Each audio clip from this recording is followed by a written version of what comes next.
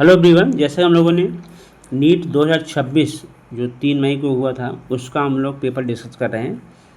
हम जो अभी जून में हुआ उसका भी डिस्कस करेंगे, पहले पुराना कर लिया जाए। देखते हैं, पेपर का एनालिसिस करते हैं।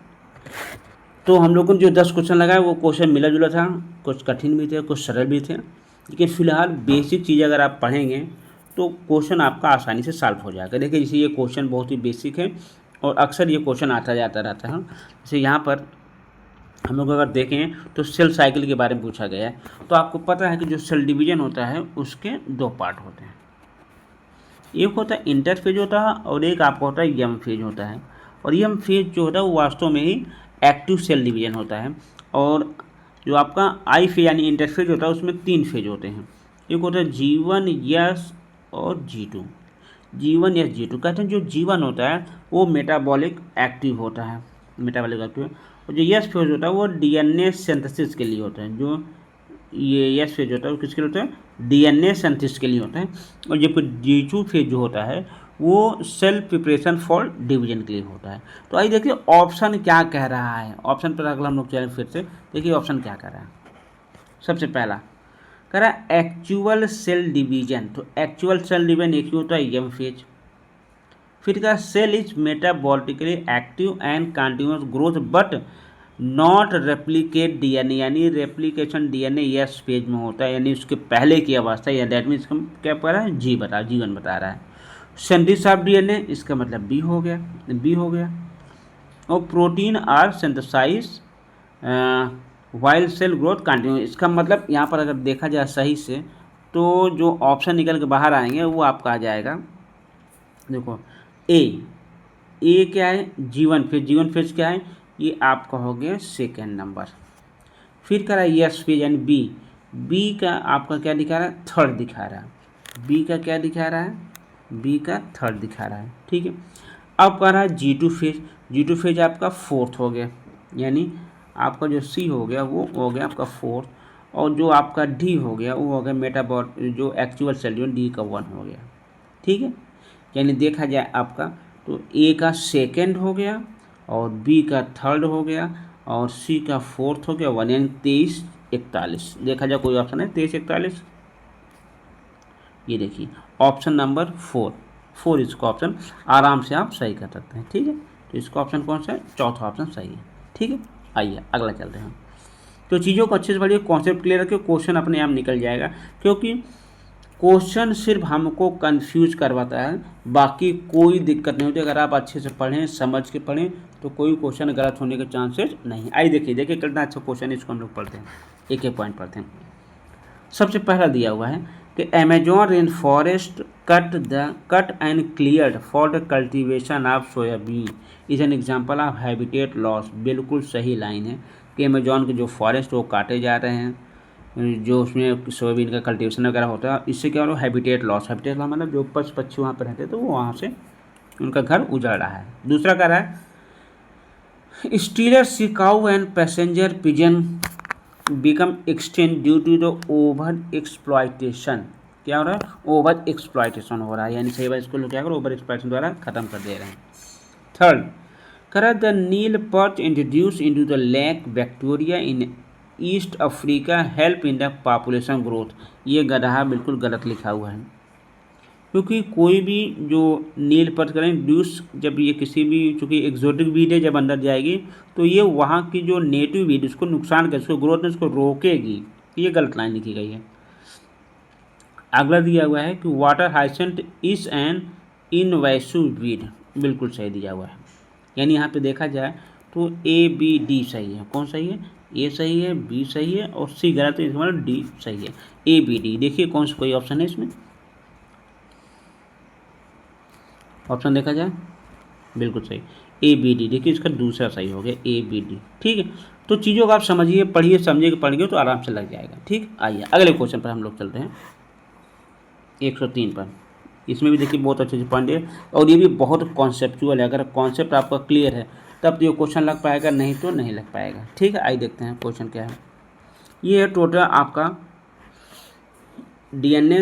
आपने देखो तो ये आपका एक होता है रेप्लिकेशन, एक होता है ट्रांसक्रिप्शन। ट्रांसक्रिप्शन की बात है, यानी DNA से RNA बनने, ट्रांसक्रिप्शन ये हम लोग जानते हैं थोड़ा बहुत। ट्रांसक्रिप्शन का मतलब होता है कि डीएनए से आरएनए का बनना, ठीक है।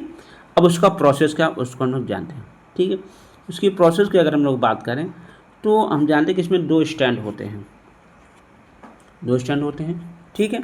एक आपका होता है 3' to 5' और एक आपका होता है 5' to 3'। अब चूंकि जो आरएनए बनेगा वो बनता है भैया 5' to 3', तो इसका मतलब ये इसकी कॉपी होगी। ये जो बना है इसी का अपोजिट 3' to 5' से ही 5' to 3' बनेगा, ठीक है। तो इसलिए जो ऊपर वाला होता है उसको हम लोग बोलते हैं टेम्पलेट। क्या बोलते हैं, टेम्पलेट बोलते हैं, क्योंकि इसी का अपोजिट बनेगा टेम्पलेट स्टैंड। या इसी को हम लोग बोल सकते हैं दूसरा नॉन कोडिंग स्टैंड भी बोल सकते हैं, नॉन कोडिंग स्टैंड भी इसको हम लोग बोलते हैं, या एंटी सेंस भी बोलते हैं, ठीक है। और नीचे वाला क्या होता है, नीचे वाला बोलते हैं कोडिंग स्टैंड या सेंस स्टैंड हम लोग बोलते हैं। एक्चुअली होता है क्या कि जो सीक्वेंस यहाँ पर दिया है सेम सीक्वेंस आरएनए का रहेगा, सिवाय जहाँ टी रहेगा वहाँ ईओ हो जाएगा, ठीक है। और जिस किसी स्टैंड का अपोजिट देखा जाए तो इसका अपोजिट, तो जिसका अपोजिट होता है उसी को बोलते हैं टेम्पलेट स्टैंड। और इसके ये जो टेम्पलेट स्टैंड पूरा का ये पूरा जो क्रम है ये 3 पार्ट में डिवाइड होता है, 3 पार्ट में, ठीक है। आई फिर बन नहीं 3 बहुत पहुँच हो जाएगा। एक स्टैंड ये हो गया है, इसको आपने क्या कहा 3' to 5' बनाया, इसको 5' to 3' बनाया। एक यहाँ पर और एक यहाँ पर और एक यहाँ पे, 3 खानों में डिवाइड है, ठीक है। एक को बोलते हैं प्रमोटर, एक को बोलते हैं स्ट्रक्चरल और एक आपका बोल सकते हैं टर्मिनेटर रीजन, ठीक है। तो ये आपका प्रमोटर रीजन है, प्रमोटर रीजन ध्यान रखिएगा। कभी कभी पूछा प्रमोटर रीजन जो होता है वो इससे डिसाइड करते हैं 5' यानी कोडिंग स्टैंड का जो शुरुआत होता है 5' to 10 5' to 3', उसको हम लोग बोलते हैं क्या, प्रमोटर रीजन। यहाँ पर एक खास बेस सीक्वेंस होता है जिसको बोलते हैं टाटा एट टाटा, टाटा एट टाटा, एक बार और टी है, ठीक है। जिसको बोलते हैं प्रिब्नो बॉक्स, क्या बोलते हैं, प्रिब्नो बॉक्स भी बोलते हैं, ठीक है। तो ये आपका किसका DNA replication, sorry DNA transcription का। अब इसकी एक एक लाइन हम लोग पढ़ते हैं। इसमें एंजाइम भी होता है, इसमें एंजाइम भी होता है। कौन सा एंजाइम होता है, जिसको बोलते हैं आरएनए पॉलीमरेज, क्या बोलते हैं, आरएनए पॉलीमरेज, जिसमें आप कह सकते हैं अल्फ़ा बीटा डैश ओमेगा भी कह सकते हो, यानी और एक अलग से होता है सिग्मा फैक्टर, ठीक है। तो ध्यान रखिएगा ये सब चीज़ें, इन सब के बारे में डिस्कस किया हुआ है। देखते हैं क्या क्या लाइन दिया हुआ है। सबसे पहले कह रहा है कि a transcription unit in DNA define a primary 3 region, very good, promoter, structure और टर्मिनेटर, ये हमने अभी आपको बताया।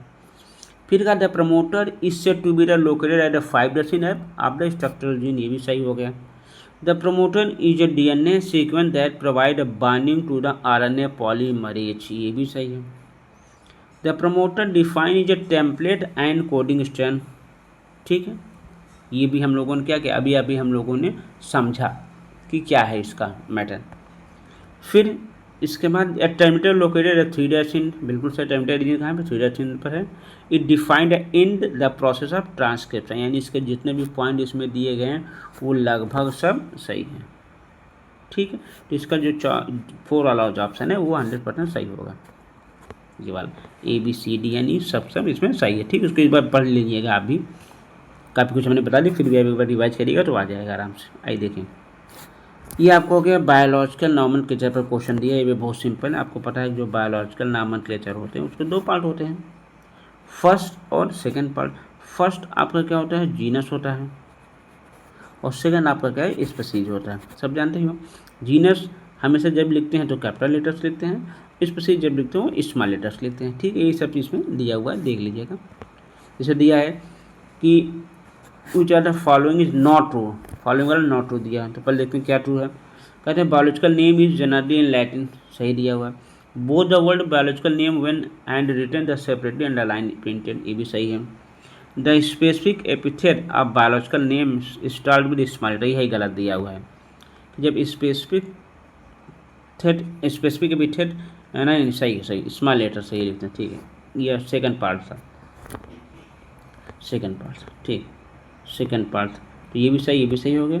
The first word of biological name repeated specific epithet while the second name is, ये आपका गलत दिया है, क्योंकि स्पेसिफिक एपिथेट जो था वो सेकंड नेम होता है, फर्स्ट नेम आपका जीनस होता है। तो आपका जो है ये शुरुआत के जो है कौन कौन सही हैं, 1 2 3 सही हैं, चौथा आपका गलत है। ठीक, तो इसका मतलब ये आपका गलत है। ठीक है, चौथा आंसर।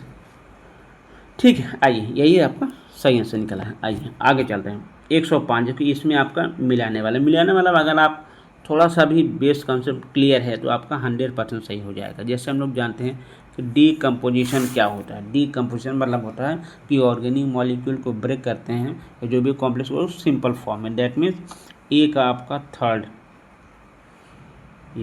दूसरा है डेट्रियर। डेट्रियर मतलब जो भी डेड ऑर्गेनिक डेड मटेरियल उसको तोड़ने को क्या बोलते हैं, detritus. The dead remain the plant and animal including faecal matter. इसका मतलब बी का आपका क्या हो गया, फोर्थ, बी का डेट्रियस फोर्थ। ठीक है, मिला आपका। अब आई मिलाइजेशन मतलब क्या होता है, जो इनऑर्गेनिक मटेरियल को ब्रेक डाउन करते हैं। इसमें ब्रेकन down of complex organic matter into the inorganic substance. That means आपका हो गया, कहाँ गया, हाँ, release of inorganic nutrients by the activity of microbe, ये होता है आपका मिनरलाइजेशन। दैट मीन्स सी का सेकेंड। और ह्यूमिफिकेशन तो वही accommodation of dark colour amorphous colloid. That means humification, यानी डी का 1। देख लीजिए इसमें कौन सा सही है आपका, ये सेकंड वाला सही लग रहा है। ठीक है, तो ये सब बहुत बेसिक टर्म है। इन सब चीज़ों को मैंने कोई सा बच्चा नहीं होगा जिसको नहीं पता होगा।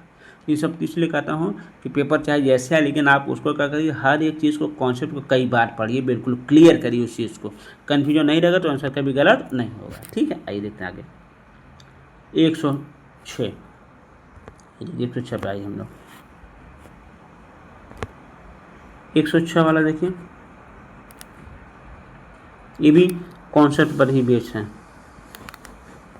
करेक्ट, अच्छा, which one of the following is not active ribosome is, sorry, site for active ribosome. ये बहुत ही निहायत ही घटिया क्वेश्चन है, कई बार पूछा गया कि राइबोसोमल फैक्ट्री भी बोला जाता है उसको, कि राइबोसोमल फैक्ट्री कौन है। तो राइबोसोमल जो फैक्ट्री वो एक ही होता है, वो होता है आपका न्यूक्लियोलस। क्या होता है, न्यूक्लियोलस। दैट मीन्स 106 का तीसरा सही है। ठीक है, बहुत सिंपल क्वेश्चन था ये क्वेश्चन थोड़ा सा अच्छा है।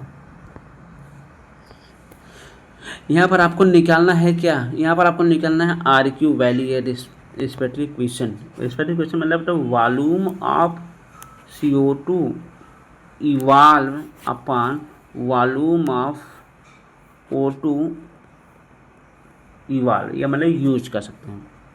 यूज कितना ऑक्सीजन यूज हुआ और कितना कार्बन डाइऑक्साइड इवाल्व हुआ, उसको हम लोग बोलते हैं RQ वैल्यू। अब निकालना है क्या, इसमें देखिए क्या सिंपल निकालिए, यानी कहने CO2 अपॉन O2। CO2 कितना दिया हुआ है, 102।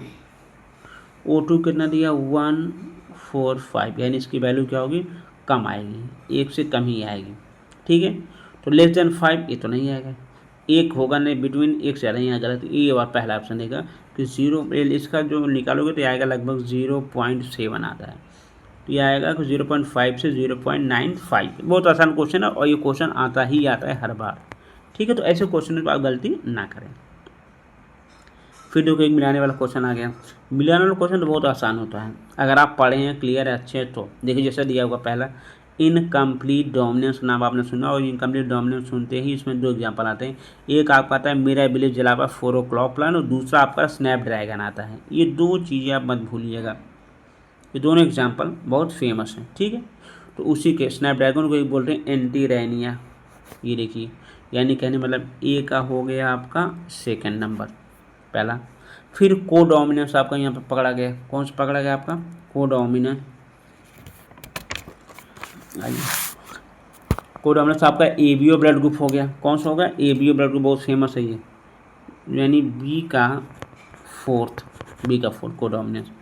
ठीक है, अब आपका प्लूरोट्रॉपी। प्लूरोट्रॉपी मतलब एक जीन कई प्रकार के लक्षण शो करे। दैट मीन्स आपका फिनाइल कीटोन्यूरिया, यानी सी का हो गया थर्ड। तो पॉलीजेनिक एक ही होगा, ह्यूमन स्किन कलर, डी का 1।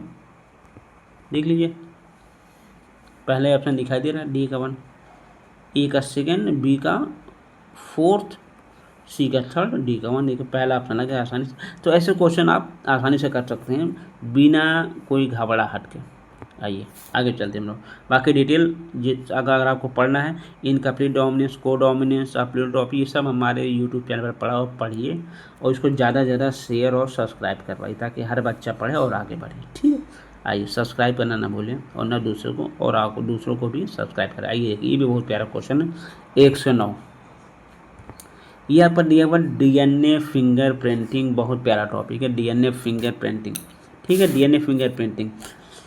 तो जानते हो डीएनए फिंगर प्रिंटिंग होती क्या है कि जो डीएनए का जो स्ट्रक्चर है वो हर इंसान का अलग अलग होता है, उसी पर बेस्ड होता है आपका ये डीएनए फिंगर प्रिंटिंग। ठीक है, कहते हैं लगभग बिलियन में, लगभग 10 बिलियन में ही किन्हीं दो लोगों को मिलने की संभावना होती है, और अभी आपका जो पूरा वर्ल्ड की पॉपुलेशन है 5.4 बिलियन है। ठीक है, तो अभी संभावना नहीं, आराम से करिए। इसमें होता क्या है, सबसे हम लोग करते क्या, सबसे पहले हम लोग समझ लेते हैं, फिर क्वेश्चन पे हम लोग आते हैं। ठीक है, आइए देखा जाए। करिए, सबसे पहला काम होता है कि कहीं पर भी डीएनए में उसको आइसोलेशन ऑफ डीएनए करो। ठीक है, और अगर उसकी संख्या कम हो तो पीसीआर टेक्निक लगा लो, उसकी संख्या बढ़ा लो, और पीसीआर टेक्निक के बाद अब हमको क्या करेंगे, उसको रिस्ट्रिक्शन एंजाइम के द्वारा उसको हम लोग क्या करेंगे, छोटे टुकड़ों में डिवाइड करेंगे, और डिवाइड करने के बाद जेल इलेक्ट्रोफोरोसिस के बाद उसको सेपरेट कर लेंगे, यानी छोटे बड़े के रूप में। ठीक है, और जब छोटे बड़े रूप में इलेक्ट हो जाएगा तो उसको हम वहाँ पे एल्कलाइन केमिकल मिला करके डीएनए को सेपरेट कर लेंगे, यानी डबल स्ट्रैंड से सिंगल स्ट्रैंड कर लेंगे। क्या करें, डबल से सिंगल कर लेंगे। अब एल्कलाइन पर हम लोग क्या करते हैं, उसको हम लोग करेंगे साउदर्न ब्लॉटिंग कर लेंगे। साउदर्न ब्लॉटिंग करने के बाद प्रोब बना लेते हैं, और प्रोब बनाने के बाद फाइनल उसको निकाल करके हम एक्सरे के द्वारा देख लेते हैं, वो आपका कहलाता है डीएनए फिंगर प्रिंटिंग। तो प्रोसेस है, तो उसको आप समझिए, यहाँ पर पढ़िए, अगर क्लियर होगा। आइए देखते हैं। करा arrange the following step into the finger printing, DNA finger printing in a correct sequence, correct sequence में आपको मिलाना है। ठीक है, तो सबसे पहले देखो, मैंने बताया पहला काम क्या होता है, आइसोलेशन ऑफ डीएनए, यानी ए तो पहले रहेगा ही रहेगा। फिर hybridize U label when T are, अभी इसको नहीं, अभी इसको एन टी आर अभी सब नहीं मिलाना है। ठीक है, ठीक है, सेपरेशन के बाद ऐसे हुआ था कि फिर सेपरेशन ऑफ डीएनए हो गया। सेपरेशन डीएनए का ये दिया हुआ E, separation of DNA, separation of DNA यानी ई आपका ई। अब जब आपने सेपरेट कर लिया तो आप उसको ट्रांसफ़र करो, transfer of separate DNA into fragment synthetic membrane, यानी कहने मतलब आपका ए हो गया। अब हम लोग क्या करें, सी कर लेंगे, ट्रांसफ़र कर लेंगे। ठीक है, और ट्रांसफ़र करने के बाद क्या करेंगे, वहाँ पर कहाँ गया,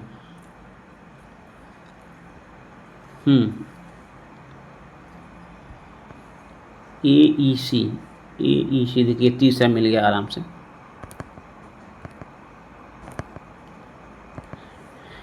AEC, इसके बाद है क्या, बी और डी मिला डी। बी क्या है, हाइब्रिडाइज करेंगे, और डी के बाद डिटेक्ट करेंगे, दो ही चीज़ बचा हुआ है। तो कम से कम अगर आपको बेसिक चीज़ आपको पता रहेगा तो अगला आप अपने आप ढूंढ के भी लगा सकते हैं, है कि नहीं।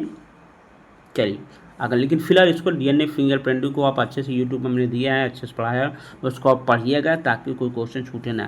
ठीक है, क्योंकि क्वेश्चन वही आते हैं लेकिन घुमा फिरा के अगली बार और चेंज कर देगा, तो आप अच्छे से डीएनए फिंगर पढ़ के तैयार कर लीजिए। चलिए आइए, इस सेशन का लास्ट क्वेश्चन आपका है 110।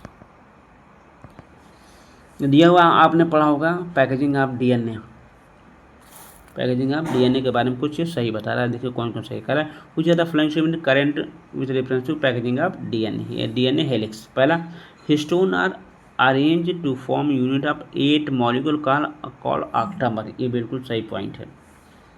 हिस्टोन आर निगेटिव चार्ज, बिल्कुल गलत। हिस्टोन प्रोटीन पॉजिटिव होता है और जो डीएनए होता है वो कैसा होता है, वो निगेटिव होता है, ध्यान रखिएगा। ठीक है, निगेटिव डीएनए होता है, पॉजिटिव हिस्टोन प्रोटीन होता है। तो आपका ये वाला पॉइंट तो गलत हो गया, माने ये सही और बी गलत हो गया। Histone are rich in basic amino acid residue like lysine and arginine, ठीक है, ये बिल्कुल सही है।